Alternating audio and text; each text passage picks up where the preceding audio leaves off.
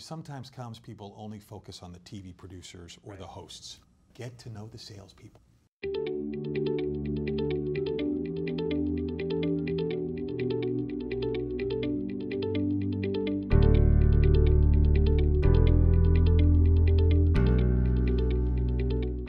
I'm a consumer executing across paid media, owned media, and earned media in a somewhat concentrated and coordinated fashion makes a lot more sense than treating them in silos.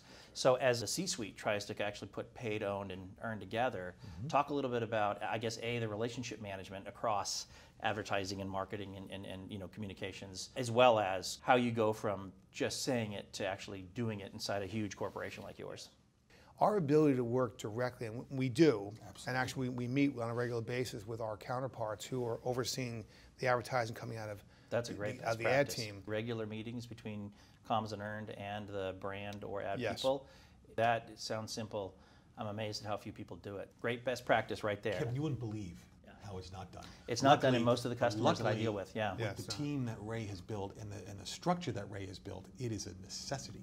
You have to know what the consumer folks are doing on the advertising side. And the ability to kind of know exactly going forward, know exactly what your advertising strategy is, and then appropriately communicating what you're going to do. Because, by the way, brands like ours are caught in the middle of the left and right discussion about whether you pull your ads from one show or not. Makes a lot of sense. We're caught in the middle. Yeah. This is not our fight. We are trying to reach consumer audiences, patients, people who need access to information. And so we don't pick political sides. We joke and say, so I run government relations as well. I always joke and say, I work for the party of Bear. Right? That's my party. Well said. Consider a third party if you want, independent. Right. But to take one side or another at any particular time on a political stance. Sure. Now, we take stances on policy issues. That's for darn sure. But in this case, our ability to work with our partners, whether they're the consumer teams doing national advertising campaigns or the agricultural teams doing trade or very, very targeted trade promotions and advertising, we build our group, the group that I lead, as a small agency internally to the company. So I've got account leads and small account teams. And then we've got groups like Chris's who work across all the divisions supporting them, whether it be in social and digital or government relations, state or federal. The account teams are the ones who actually, again, open the doors so that we can come in and have these meetings collectively together to figure out, where are you going? What's your goal? Where's your direction? What's your programs look like? Let us get involved in the beginning. Nothing drives me crazy when they write a program and say, okay, here you go execute. Time out, okay? This is not how this works. Let us come in the beginning. Let's take your business goals, your business objectives. Let's work with you on developing your strategies and ensuring that everything you do along the way has got a touch point.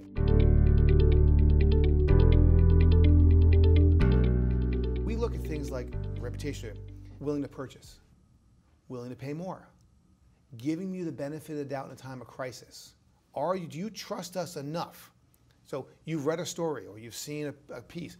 We'll go out and measure specific things to say, did I change your mindset? Right. That's no different than if you're on the advertising side and you're looking and say, intent to purchase. Right. Exactly. Intent to purchase, reach, recall, et al. That's exactly right. Just put the decoder ring to make sure that the board or the C-level people understand that those are actually at the same right thing.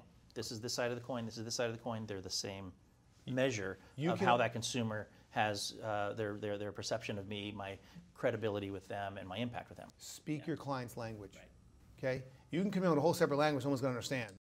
Or go where they actually do understand. Marketers understand impact.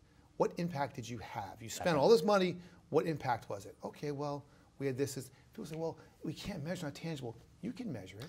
Sometimes right, and I think that it's no secret how big the ad budgets have gotten in the last 10 years. Yes. It's no secret how big the marketing budgets have gotten bigger, and it's because of measuring impact, right? That's right. If we as comms don't change what we're doing, it's just put that layer of measurement impact on top of it so that it can kind of get the same level of investment that the marketing and the advertising has. 2 points, Kevin, on that front. Number one, sometimes comms people only focus on the TV producers or the hosts. Right. Get to know the salespeople.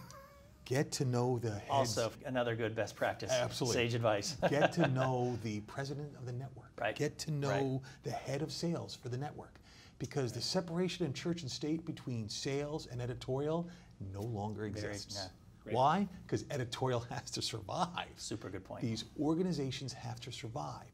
So they're working like this right now as a team, finally. It took them a long time to get that model right, but they have to do that. Excellent. Second point, his metric for me and my team I didn't want to bring it up, but go ahead. I don't know, I'm going to say 80-20 right now. 90-10, okay, thank you. It just changed, by the way. Right. The metric just changed overnight. It's 90% neutral positive versus 10% negative Makes a lot of news sense. coverage of bear in the United States. Right. That is the metric. Every month. Metric. I have to reach that every month. So it's a great baseline, because if we need to do something more proactive to get those numbers to where they are, we will. And if you're dealing with things like people's health, obviously that positive sentiment, which translates into trust, credibility, et cetera, is mission critical. Absolutely. So we take that data, whether it's 80-20, 90-10, 96-4, that was in last month, and we have to tailor it and tailor our programs to be more proactive if those numbers go down. Right. One of the things we hear constantly from communications folks is we don't have the budget for measurement. We don't have the budget. You do have the budget. You've decided not to implement the budget towards the measurement portion. We look and we start with trying. We try. Every single program has been measured. If you can't measure it, it's probably not worth doing. So we typically, for our larger programs, try and put 10% on the side for measurement. It may not always be 10, but if we shoot for 10, you'll wind up with some 5 or 7. But if you don't do this, what's going to happen at the end of the year when it's budget review time? By the way, we're about to walk into the budget review time. And what are you going to fall back on? How are you going to show the investment that the company, you took company money and put it towards the brands and the company and the reputation. Right. But you have nothing to show for it at the end of the day. You have to force yourself to find that 5 or 10% inside those budgets and put it to the side so you can prove the value. I am so glad that you brought that up, because goodness, that is true. And again, not to harken back, but as a guy who has spent the last 20 years over there on that advertising and marketing side, that number is 20 to 25% now. Yes. Again, because the religion is measurement. That's right. And by no means does Cision represent the whole industry, although as a company that works with 92 of the top 100 brands, globally, and has over 80,000 customers overall, it's a pretty good cross section. And as we look at it, most of my customers are not even at the 5%. You're right, never mind the 10, 15, or 20. So yet another best practice, carve some room out for measurement.